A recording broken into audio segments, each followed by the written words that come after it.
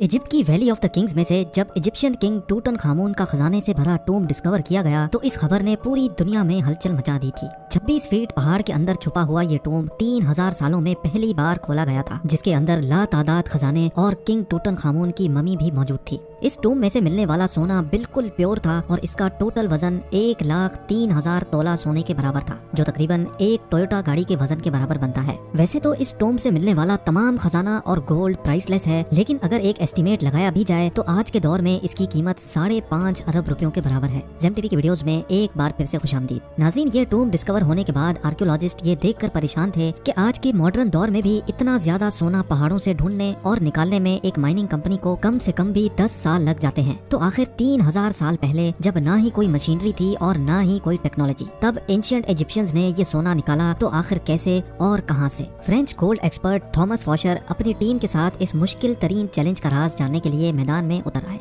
सबसे पहले थॉमस ने मिलने वाले सोने को कई सालों तक अच्छी तरह स्टडी किया और उसकी कॉम्पोजिशन मुख्तलिफ जगहों से निकलने वाले गोल्ड से कंपेयर की। कई सालों के बाद आखिरकार थॉमस और उसकी टीम को ये तो मालूम पड़ चुका था कि टूटनखामुन की टूम से मिलने वाला सोना भी किंग्स वैली के आसपास के पहाड़ों से ही निकाला गया था। अब चैलेंज था वो पहाड़ ढूंढने का जहां से एंशिएंट माइनर्स इतना ज्यादा सोना निकालते थे। लेकिन ये टास्क कोई हल्का फुल्का टास्क नहीं था। किंग्स वैली के गिर्द हजारों पहाड़ मौजूद हैं और ये जानना कि सोना कौन से पहाड़ से निकाला जाता था, ये वाकई एक इंतहाई मुश्किल तरीन काम था। फ्रेंच गोल्ड एक्सपर्ट थॉमस फॉशर अपने एक आर्कियोलॉजिस्ट दोस्त के साथ मिलकर किंग्स वैली से 80 किलोमीटर दूर एक सहरा में पहुंच गया। क्योंकि इस डेजर्ट में कई ऐसे पत्थर मौजूद हैं जिनके अंदर सोने के जर्रात छुपे हैं। इसी वजह से उनका मानना था कि अगर टूटनखामुन की टूम से मिलने वाला सोना भी इसी डेजर्ट से निकाला गया था तो यहाँ माइनिंग ऑपरेशन के कोई न कोई निशानात जरूर मिलेंगे। ये सहरा 1,36,000 स्क्वायर किलोमीटर तक फैला हुआ है, जहाँ गर्मी और पानी की शॉर्टेज की वजह से जिंदगी ना होने के बराबर है। थॉमस का मानना था कि इतना ज्यादा सोना अगर इसी सहरा के किसी पहाड़ से निकाला गया होगा तो जाहिर है उसमें काफी ज्यादा मैन पावर भी लगी होगी।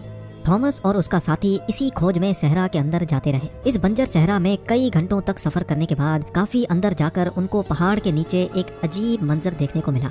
करीब जाकर मालूम पड़ा कि ये एक कदीम जमाने का कुआं था जो पूरी तरह से खुश्क पड़ा हुआ था। ये बात तो जाहिर थी कि ये कुआं किसी दौर में यहाँ से गुजरने वाले काफिलों को पानी फराहम करता था, लेकिन हैरत अंगेज तौर पे यहाँ कुछ और भी था जो इस कुएं से भी ज्यादा इम्पोर्टेंट था। जी हाँ, थॉमस और उसके साथी को यहाँ एक पुराना कमरा भी बना हुआ दिखा जो अंदर से एक इबादतगाह का मंजर पेश कर रहा था। इस कमरे की दीवारों और छत पर काफी मेहनत से पत्थरों पर कार्विंग करके पेंटिंग्स बनाई गई थी। जब इस आर्ट वर्क को गौर से देखा गया तो इसमें एक ऐसा राज छुपा था जिसको देखकर यकीन करना मुश्किल था। थॉमस के साथ आया दोस्त जो कि एक आर्कियोलॉजिस्ट था, उसने बताया कि इस पेंटिंग में वही राज छुपा है जिसकी तलाश में हम लोग निकले हैं।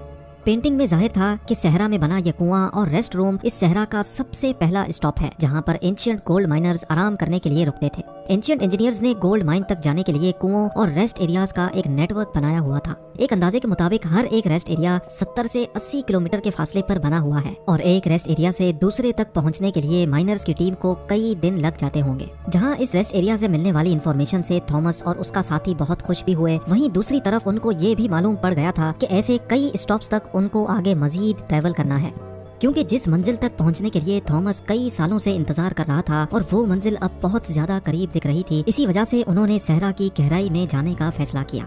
बंजर सहरा में एक के बाद दूसरा रेस्ट एरिया आता गया, लेकिन गोल्ड माइन जैसी कोई चीज नजर नहीं आई। आखिरकार पूरे 2 दिनों के बाद थॉमस को एक पहाड़ के किनारे पड़े ढेर सारे पत्थर दिखाई दिए। देखने में तो ये एक नॉर्मल सीन था, लेकिन थॉमस का मानना था कि ये जगह एंशिएंट गोल्ड माइनर्स का कैंप लगती है। और हुआ भी कुछ ऐसा ही। जी हाँ, इस जगह पर पत्थरों से बने कुछ ऐसे टूल्स मिले जिनकी मदद से पत्थरों को तोड़कर उनके अंदर से सोना निकाला जाता था। ये पत्थर जो दिखने में एक नॉर्मल पत्थर लगता है, इसको इस टूल की मदद से तोड़कर क्रश किया जाता था और फिर उस क्रश में से सोने के जर्रात अलग किए जाते थे। जब इस जगह मजीद सर्चिंग की गई तो यहाँ गोल्ड माइनिंग के कई टूल्स जमीन पर पड़े दिखाई दिए। क्योंकि थॉमस को एंशिएंट गोल्ड माइनिंग टेक्निक्स के बारे में काफी ज्यादा जानकारी थी, इसी वजह से उसका मानना था कि एंशिएंट माइनर्स इन पहाड़ों को खोद खोद कर इनमें टनल्स बनाते थे। इन टनल्स में खास किस्म के पत्थर ढूंढकर उनको इस माइनिंग कैंप में लाया जाता था जहां वो इस वक्त मौजूद हैं। माइनिंग कैंप में मौजूद माइनर्स की दूसरी टीम इन पत्थरों को क्रश करके इनमें से सोना निकालती थी और फिर वो सोना किंग्स वैली में भेजा जाता था।